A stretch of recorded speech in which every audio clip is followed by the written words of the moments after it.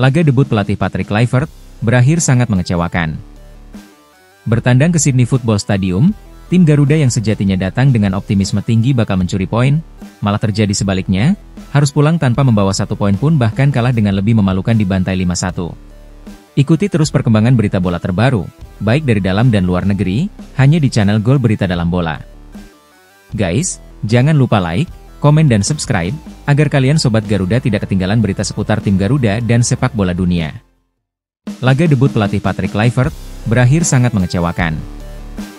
Bertandang ke Sydney Football Stadium, tim Garuda yang sejatinya datang dengan optimisme tinggi bakal mencuri poin, malah terjadi sebaliknya, harus pulang tanpa membawa 1 poin pun bahkan kalah dengan lebih memalukan di bantai 5-1. Kluivert yang menerapkan permainan menyerang dan melakukan pressing ketat sejak laga awal dimulai, membuat Garuda sempat mendominasi jalannya pertandingan. Kesempatan pertama dari Bang Jai, di mana sundulan Bang Jai masih bisa ditepis dengan baik oleh kiper veteran Australia Mateu Ryan. Selanjutnya Garuda mendapat tendangan penalti setelah Rafael Struijk dilanggar di kotak terlarang. Kevin Dix yang ditunjuk sebagai eksekutor, gagal menjalankan tugasnya dengan baik, bola hasil tendangan Kevin Dix masih membentur tiang gawang. Setelah kegagalan Garuda untuk unggul terlebih dahulu dari tim Australia, setidaknya membuat mental pemain Garuda agak down, dan permainan berbalik menjadi milik Australia. Bencana hadir saat set piece atau tendangan pojok yang dilakukan Australia. Nathan dianggap melakukan pelanggaran terhadap salah satu pemain Australia di daerah terlarang. Wasit sempat mengecek VAR, dan akhirnya memutuskan menunjuk titik putih. Terlihat bahwa tim Garuda ingin membalas gol tersebut dengan cepat, namun sekali lagi gawang Garuda kebobolan akibat koordinasi pertahanan yang rapuh, via serangan balik dari Australia. Lagi dan lagi Nathan dan Tom Haye kembali gagal mengamankan sektor lini tengah. Mereka berdua gagal menghadang pergerakan Nishan Velupillai dan Jackson Irvine. Berawal dari pergerakan Tom Haye yang gagal mengamankan bola dan berhasil direbut Nishan Velupillai, akibatnya Australia kembali berhasil membobol gawang Martin Paes untuk ketiga kalinya via tendangan Jackson Irvine. 3 gol Australia terjadi dari set piece, di mana 2 terjadi di babak kedua. Kegagalan Sandy Walsh dalam menjaga pergerakan Lewis Miller mengakibatkan terjadinya gol keempat. Maaf, pada video sebelumnya Mimin mengatakan Kevin Dix yang gagal mematikan pergerakan Lewis Miller. Kevin Dix bermain baik sepanjang pertandingan dalam menjaga teritori pertahanannya di sisi sebelah kanan. Kevin Dix hanya miss atau gagal dalam menendang penalti. Kembali gol dari set piece atau tendangan pojok, kali ini Tom Haye yang sepertinya sudah kecapean alias keletihan, tidak mampu menjaga atau mematikan pergerakan Jackson Irvine, dan terciptalah gol kelima Australia. Kandaslah sudah mimpi Garuda untuk mencuri poin. Gol sematawayang Garuda berhasil dilesakan oleh Romeni lewat aksi individu yang cemerlang, setelah berhasil mengelabui pemain bertahan Australia Jason Greer, dan membuat kiper Australia gagal menangkap bola tendangan keras Romeni. Kluivert benar-benar menerapkan pola menyerang secara terbuka, yang banyak membuat lubang atau celah di lini tengah dan belakang, yang membuat Australia mampu mengeksploitasi kelemahan tersebut. Masuknya Nathan Choi Aon menjadi pertanyaan besar, kenapa bukan Joey Pelupesi atau Ivar Jenner yang dipasang?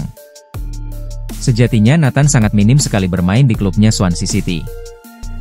Belum lagi grafik penampilan Nathan dari satu pertandingan ke pertandingan lainnya semakin lama semakin menurun, tidak ada kemajuan yang signifikan.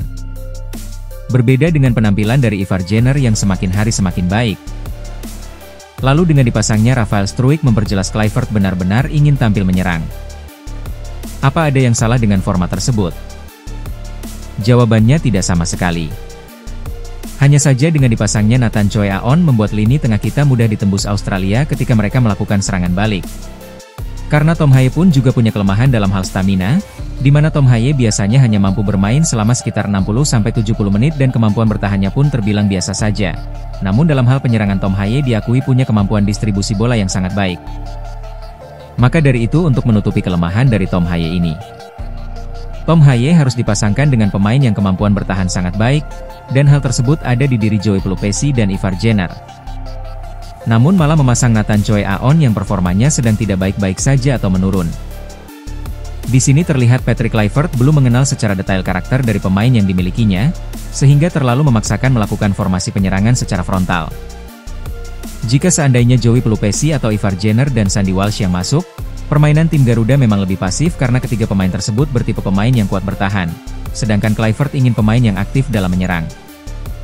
Blunder fatal dalam menerapkan taktik dan strategi di laga debut Patrick Kluivert ini harus dibayar mahal dan rasa malu karena tim Garuda tidak hanya kalah namun dibantai dengan telak oleh Australia.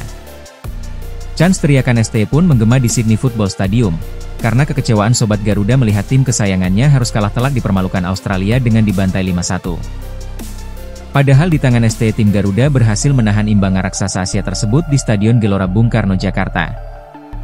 Dengan hasil ini sangat berat bagi Garuda untuk menjaga asa lolos ke Piala Dunia.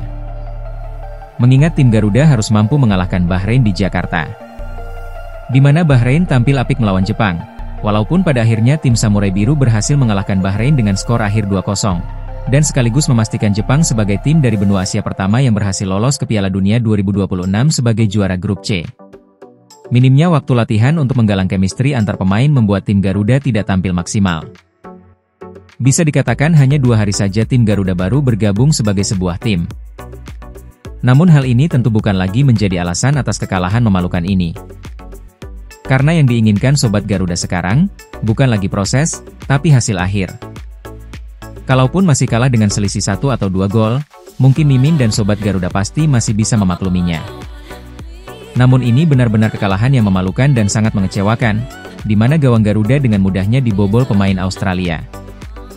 Padahal pada pertandingan sebelumnya selama ditangani ST, pertahanan tim Garuda terkenal tangguh, kokoh dan sangat sulit ditembus. Namun pada pertandingan kali ini sangat berbanding terbalik, pertahanan Garuda lemah, rapuh dan mudah sekali untuk ditembus.